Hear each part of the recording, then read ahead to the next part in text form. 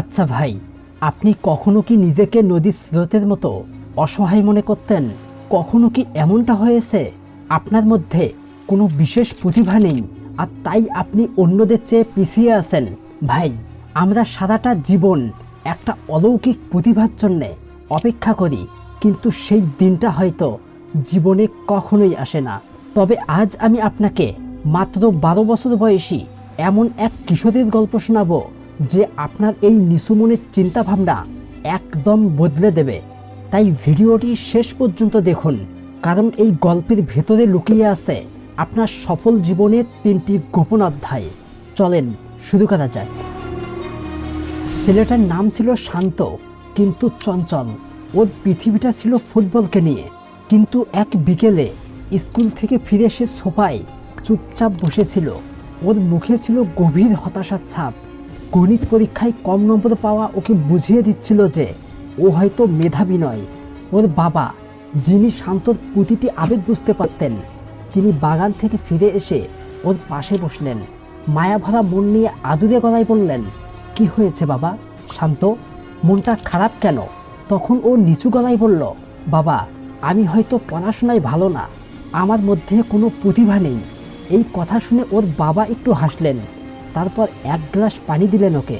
বললেন, শান্ত, আজ আমি তোমাকে বিশেষ 3টি শিক্ষা দেব, যা তোমার গোটা জীবনটাকেই বদলে দেবে।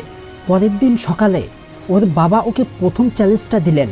ওকে বললেন, আজ তুমি কোনো ভয় না পেয়ে বন্ধুদের সাথে ফুটবল খেলবে, ফলাফল নিয়ে একদমই চিন্তা করবে না। ও তখন মাঠে গেল। বন্ধু, ও হয়তো কখনো সেরা ছিল না, কিন্তু সেদিন ওর মধ্যে সফল কিংবা ব্যর্থতার কোনো ভয় ছিল না। জানলে অবাক হবেন, সেই শান্তই সেদিন 3টি গোল করল এবং ওর দলকে জেতালো। বাড়ি ফিরে সে বাবাকে জড়িয়ে ধরল। বাবা বললেন, শান্ত, এটাই হলো প্রথম শিক্ষা।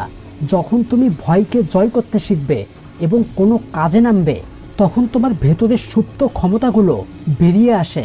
আমরা হেরে যাই কারণ আমরা শুরু করতেই ভয় পাই।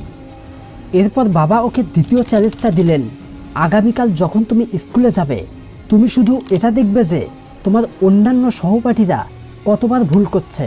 সেদিন শান্তও ঠিক তাই করল। ও দেখল যারা খুব ভালো স্টুডেন্ট তারাও ভুলের পর ভুল করছে এবং তার সংশোধনও করছে। সেদিন সন্ধ্যায় বাবা ওকে বললেন, শান্ত, দ্বিতীয় শিক্ষাটা হলো অনুশীলন। দেখো, তুমি ফুটবলে ভালো কারণ তুমি প্রতিদিন খেলো। একইভাবে গণিতে তুমি দুর্বল কারণ তুমি ওটাকে ভয় পাও এবং সময় দাও না। দেখবে যে কোনো কঠিন বিষয় সহজ হয়ে যায় যদি তুমি সেটা নিয়মিত চর্চা করো। প্রতিভা কিন্তু আকাশ থেকে পড়ে না, ওটা ঘাম ঝরিয়ে জ্ঞান অর্জন করতে হয়। ও প্রথম 2টা চ্যালেঞ্জে খুব ভালোভাবেই জিতে যায়, কিন্তু শেষের চ্যালেঞ্জটা ছিল সবচেয়ে কঠিন। এই চ্যালেঞ্জে বাবা ওকে বললেন, তুমি আগামী 3 দিন তোমার পড়ার টেবিলে 1 ঘন্টা করে অতিরিক্ত সময় দেবে, আর সেটা অন্যান্য সময়ের মতোই একদম মন থেকে। এই চ্যালেঞ্জের প্রথম দিনেই খুব কষ্ট হলো, মাথা ব্যথা হলো, মনে হচ্ছিল ও আর পারবে না। ও হতাশ হয়ে বাবার কাছে গেল।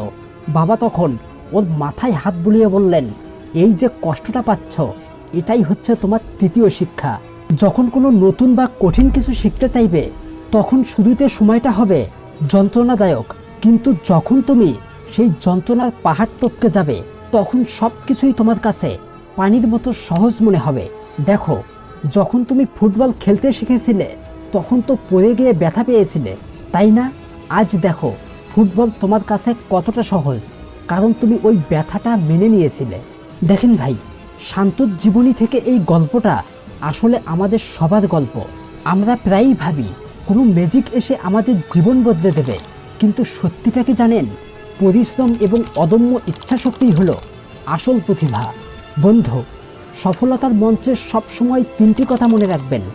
শুরু করতে ভয় পাবেন না, নিয়মিত অনুশীলন করুন, কঠিন সময়ে হাল ছাড়বেন না। শান্তর বাবা তাকে শিখিয়েছিলেন, কোনো মানুষই দুর্বল হয়ে জন্মায় না, সে তার কাজের প্রতি কতটা অনুগত সেটাই তাকে শক্তিশালী করে তোলে। তাই আজকের পর থেকে নিজেকে আর কখনোই দুর্বল ভাববেন না। মনে রাখবেন, নদীর মতো নিজেকে ভাসিয়ে দেবেন না, বরং পাহাড়ের মতো শক্ত হয়ে নিজের পথ তৈরি করুন।